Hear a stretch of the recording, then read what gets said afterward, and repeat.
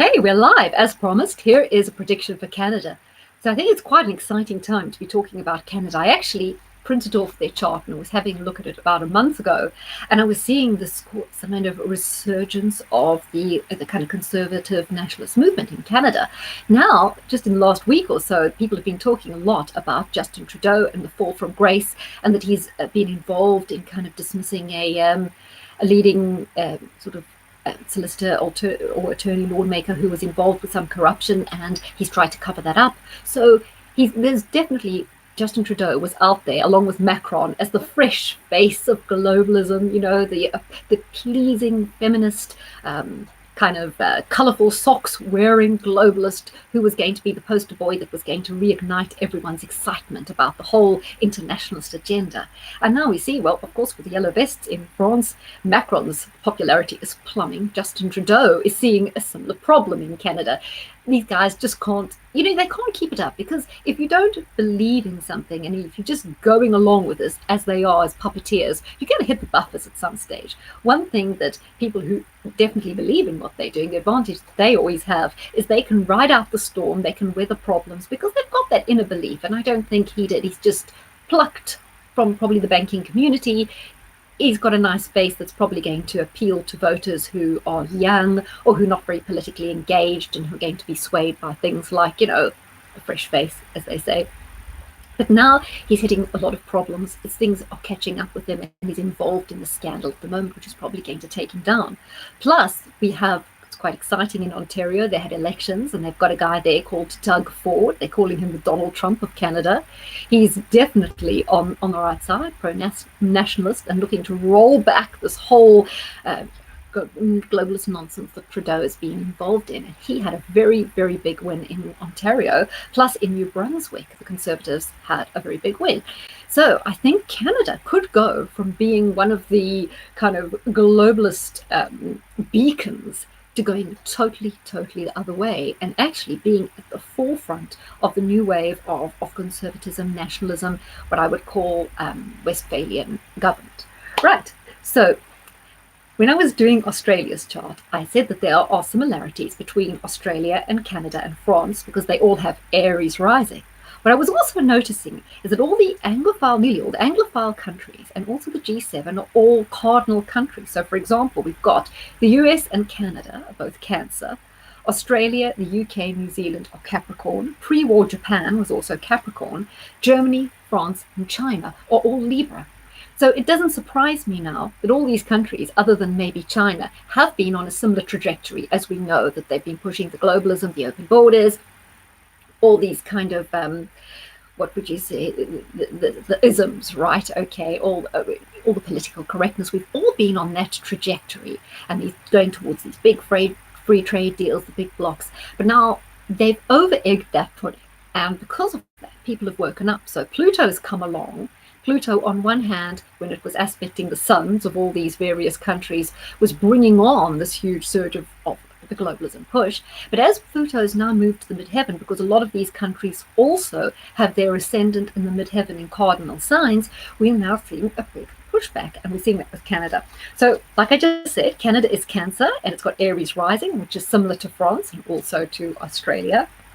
And there were quite a lot of similarities, actually, in the Canadian chart to Australia, and I think that would be because they are both vast countries, very difficult to tame, because while Australia's got the severe heat and the deserts, Canada's got the forests, the extreme cold to deal with, and it would be in the character of both those nations to have required people with great pioneering spirit, guts, and entrepreneurship to go and tame the wilds in order to create these prosperous countries. So that's probably why we're seeing a lot of that.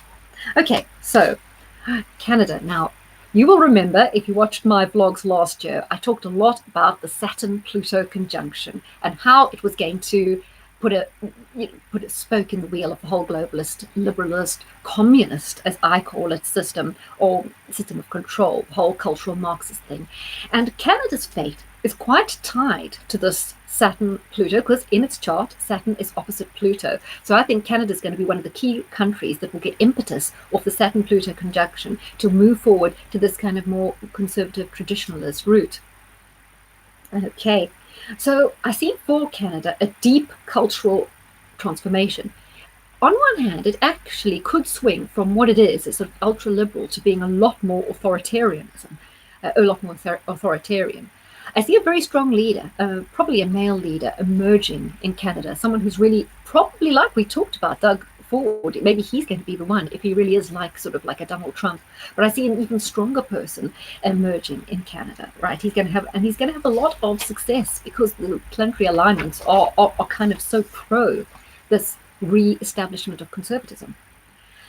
Prior to that, there will be a crossroads, an absolute political turmoil. Out of this turmoil will come the strength of leadership that Canada needs. And there's going to be a real back to basics approach, right? Some people, I guess, in the liberal media are going to call it let's say a right lash, where people are going to be turning much more to the right.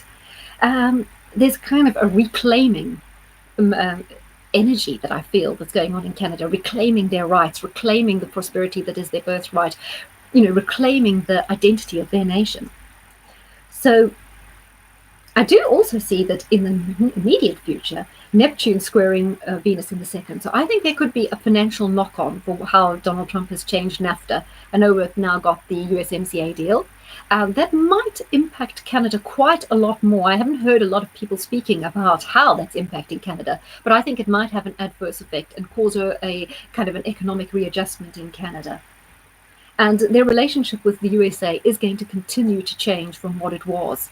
So I'm not quite sure how that would be if we've got I suppose if we've got a strong leader there, that he might push back against sort of what Donald Trump is doing. We'll have Canada first and America first, and that could bring a clash on between those two. So we watch out for something like that. It's similar to Australia. I also found this emphasis on the fifth house. So I'm also wondering if they're going to be changing in laws to do with children. So that might be the kind of education that's being pushed. A little bit different to Australia, where I thought it was the kids protesting. Here I thought it might be an emphasis on, like I say, the kind of subjects, ideologies that are being pushed on kids at school. There might be a stepping up or an increase of that. With Canada, I also saw a lot more in terms of terrorism and of secret groups underground working together. So that could be extreme left-wing groups. I guess it could even be extreme right-wing groups. It could be ISIS. A lot maybe uncovering of terror cells. It could be that ISIS are getting a foothold in certain parts of Canada and are pushing out their ideology, their poison. So I do think Canada has to watch out for that. There might be a lot more going underground that people don't really realize. Maybe terror training camps in the mountains. Things happening like that in Canada people aren't really aware of. Okay, I do see in the elections a big conservative one. There are so many similarities to years in which conservatives have done really, really well in Canada. Okay. Yeah, also Pluto conjunct the descendant in terms of the solar arc is similar to times when liberals have had big losses. So I do see in Canada one of the bigger shifts. So haven't quite got it right in France. And in France, I see they are going to have a problem. As much as the yellow vests are doing their protests, it's really hard to dislodge Macron. The only competitor is Marine Le Pen. She's under constant attack. I think she's being taken to court this week over tweets where she was trying to highlight some of the really violent things a few years ago that ISIS were doing. She's being taken to court over that. She's under continuous lawfare, as they call it, so it's very difficult for her to gather momentum. And also she's got this kind of Vichy slur on her because of her father having, I think it was her father or grandfather having possibly worked with the Nazis. It's very hard for her to gain a grip.